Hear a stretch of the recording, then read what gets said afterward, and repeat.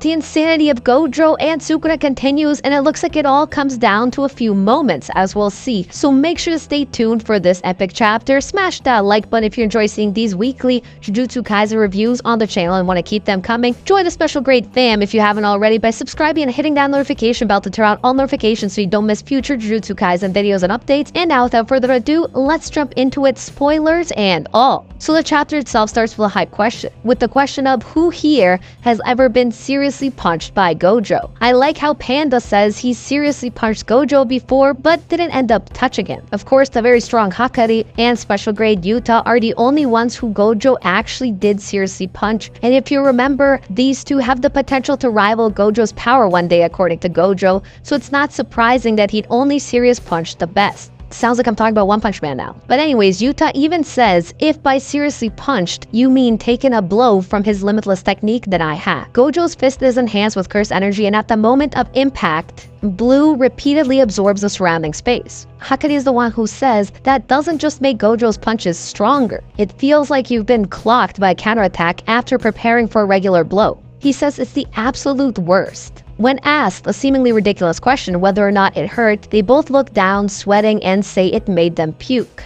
Yuji points out that my boy Nanami had mentioned something about that as well. He said to Yuji if he intends on continuing as a sorcerer, he should make a point of not comparing himself to Gojo. He said Gojo is able to produce critical hits as if they're your run-of-the-mill jab, while Nanami struggled to perform them in the first place. He told Yuji, to put it bluntly, nobody can keep up with Gojo. Kusakabe says what he's trying to say is that from here on out, he doesn't have a clue what Gojo's doing, so don't ask. For me, that whole section of the chapter pumped up how strong Gojo's punches are and how strong Sukuna is for being able to take them. But more importantly, hopefully it's building up for helping to explain how Gojo will end Sukuna with a single one of these insane critical hit punches. We then see Gojo going ham. He looks like a kid in a candy store with a big smile spread across his face. It's hilarious. Sukuna is getting hurt punch after punch while Gojo is smiling the whole time, loving life. Right now, Gojo definitely looks in control, but we know in this fight how quickly that can change. He's hitting Sukuna, and when not, Sukuna is dodging him. Then from the looks of it, Gojo is moving so fast he's creating after images, yet Sukuna still manages after taking all that damage to grab Gojo's fist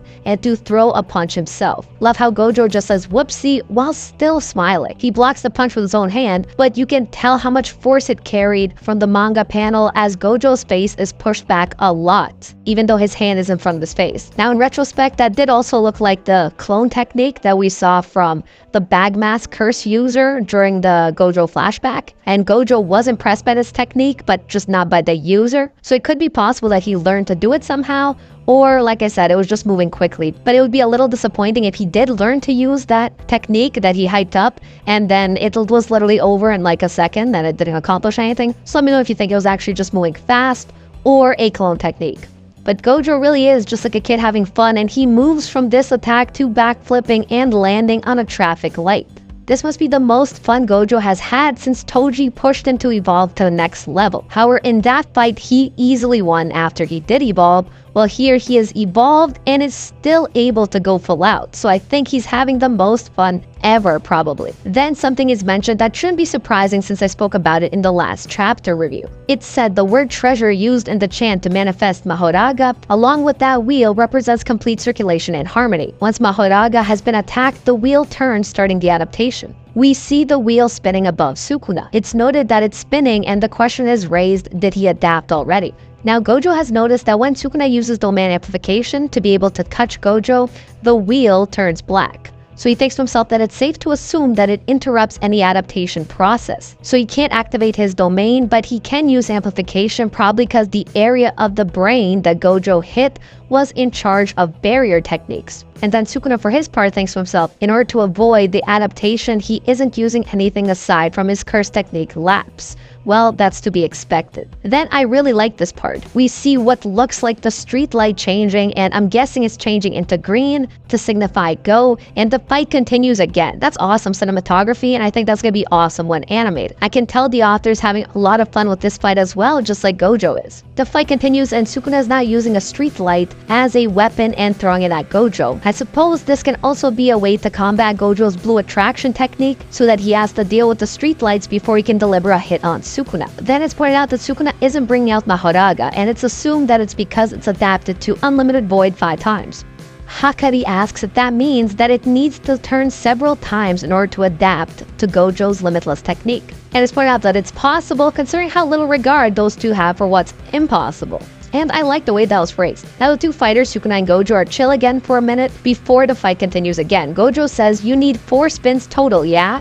That leaves 3 more. 3 more spins of the wheel until Mahoraga adapts to Gojo's infinity. And everyone's like, yo, panicked exclamation marks everywhere because they don't think that's much. Even Yuji is like, just 3 spins left. Sukuna laughed, saying, "Looks like we have ourselves a countdown to when the smirk will be wiped off your face, that is." And Gojo smiles back hilariously, saying, "Right back at ya." With a great big smile on his face, he says, "I'll beat you dead before you even hit 3 spins. And again, I love seeing Gojo having so much fun. It's one of my favorite aspects of this fight for sure. And then comes another hilarious moment. Hana asks, "Gojo hasn't forgotten about Megumi, has he?" And Yuji replies, "He might have, since Gojo seems so lost in the joy of the fight right now." I remember reading one comment saying Gojo is far stronger and Sukuna had to rely on Megumi and Mahoraga to stand a chance. And although that's a good point, it remains that Sukuna had the power to do that. And because of that, I don't think we can really hold it against him. The dude is good at strategizing and it's within his power, so still, it makes for an interesting fight nonetheless. But now we finally know that this most epic of epic fights is about to end, and that's all we had to hear for every next chapter and move to be more intense, because as the narrator tells us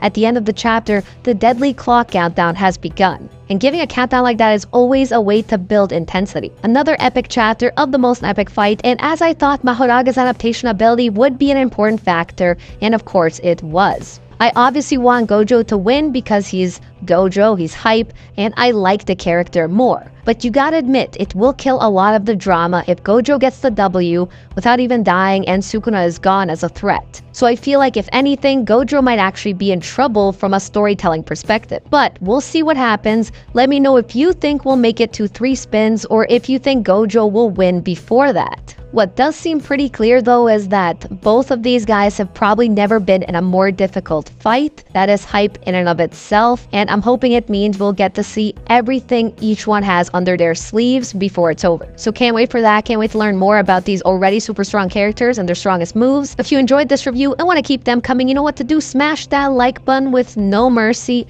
If you haven't, join the special grade fam by subscribing and hit that notification bell to turn on all notifications so you don't miss future Jujutsu Kaisen videos like this one. And as always, place your bets. Has your opinion changed? Who will win the fight? Gojo or Sukuna? Place your bets in the comments below. But you gotta give it to Sukuna. He's a very strong and good villain, but not the final villain.